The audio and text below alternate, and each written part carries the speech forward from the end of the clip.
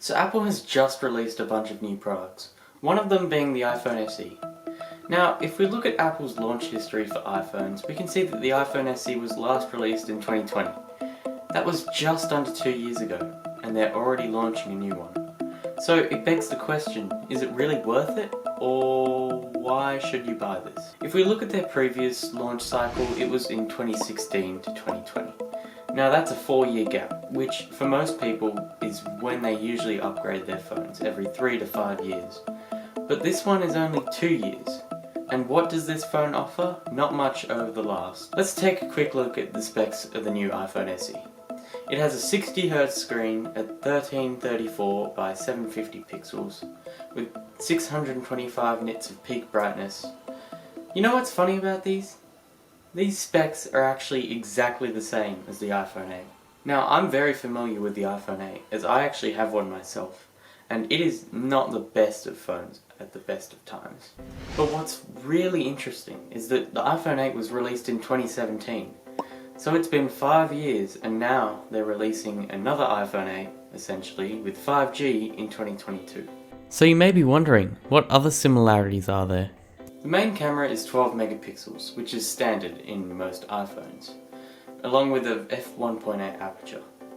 It can take 4K videos up to 60 FPS, and the front-facing camera has a resolution of 7 megapixels, and these are identical to the iPhone 8.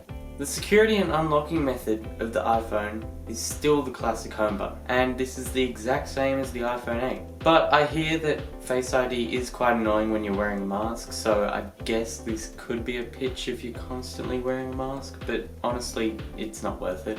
Just type in your password. And let's also not forget the bezels and the housing that are identical to the iPhone 8 because it is so similar and is literally the same phone. Okay, but what is different to the iPhone 8 if everything's the same? Well, only a few things have changed. For starters, the SE uses an A15 Bionic chip in comparison to the A11 on the iPhone 8. Now, the performance difference is minimal, but I guess it's there if you really need to compare. But again, if you have a more powerful chip that's drawing more power from the same size battery, the iPhone 8 might actually have more battery life. Now, Apple say that it has more with 13 hours rather than 11, but I'm not going to count on those figures. Okay, so apart from the chipset, there's a few other changes. Now, the SE does have 5G, but considering a lot of mobile plans don't actually support 5G, or you have to pay a ridiculous amount extra, I don't think it's actually that great of a feature.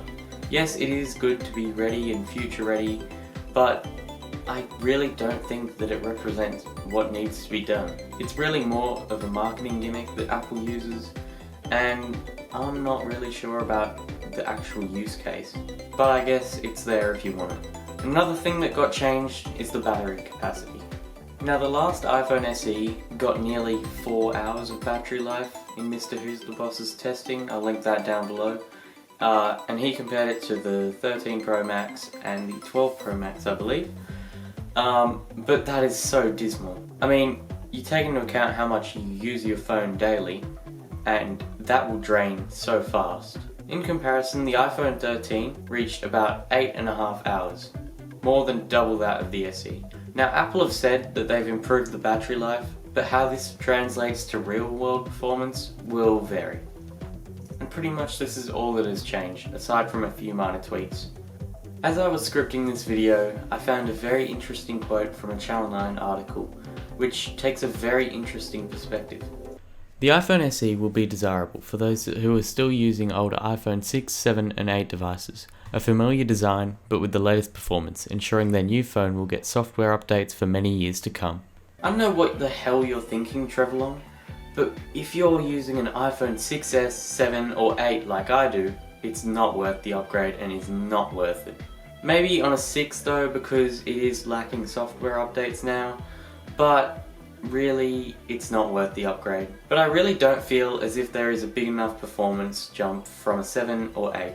Personally, if I were to get a new phone, I would get a top of the line last gen model like the 11 or 12. It will do, and it will serve you way better than these will.